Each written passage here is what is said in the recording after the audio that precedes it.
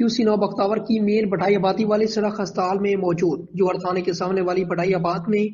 سڑک ہزاروں افراد کی پریشانی کا باعث بنی ہوئی ہے۔ سڑک پر ڈرینیج کے گندے پانی کے سبب نواسی اور محلے داروں کو شدید مشکلات کا سامنا ہے۔ ملے ٹاؤن انتظامیہ کی نااہلی کے سبب کئی سالوں سے سڑک نہ بن سکی، جبکہ 20 سال سے علاقے میں حکومت پیپلز پارٹی کی ہے۔ اس میں سڑک پر ملے ٹاؤن انتظامیہ کے ملازم اور پاکستان پیپلز پارٹی رہنما اظہر کولاچی بھی رہتے ہیں۔ اس کے باوجود بھی کوئی کام نہیں ہو رہا، عام لوگوں کو کیا ریلیف ملے گا؟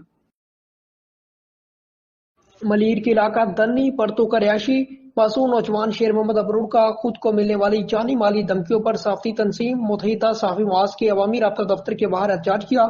بارزاں صحافی مواز کے دفتر میں صحافیوں سے گفتگو میں پریس کانفرنس کرتے ہوئے کہنا تھا کہ احسان اللہ خان والدمان اللہ خان نامی لینڈ گریبر نے کمزور اور معذور کو 20 لاکھ ہڑپ کرنے کے بعد اپنے آپ کو پولیس اور رینجرز کے اہلکار بتا کر مسلسل ہراساں کرنے لگا۔ میں نے 20 لاکھ روپے جوڑ کر پلاٹ کے اصول کے لیے لینڈ گریبر احسان اللہ خان والدمان اللہ خان جو کہ فیوچر کالونی لانڈی کے علاقے میں رہائشی ہے کو دیے۔ احسان اللہ نے مجھ سے پلاٹ کی مد میں 20 لاکھ لینے کے بعد نہ ہی پلاٹ دیا اور نہ ہی پیسے واپس کرنے کو تیار ہے، الٹا اغوا اور قتل کی دھمکیاں دے رہا ہے۔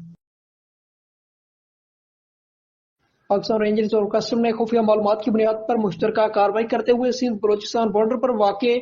Hub check post, Hub river road, اتھارڈ ٹاؤن، اورنگی ٹاؤن، منگو پیر اور پولیس اسٹیشن پیر آباد پختون مارکیٹ بنارس کے علاقوں سے مختلف کارروائیوں کے دوران 9 ملزمان کو گرفتار کر کے نان کسٹم پیڈ اشیاء جس میں بھاری مقدار میں کپڑا، سگریٹ، ایرانی ڈیزل، الیکٹرک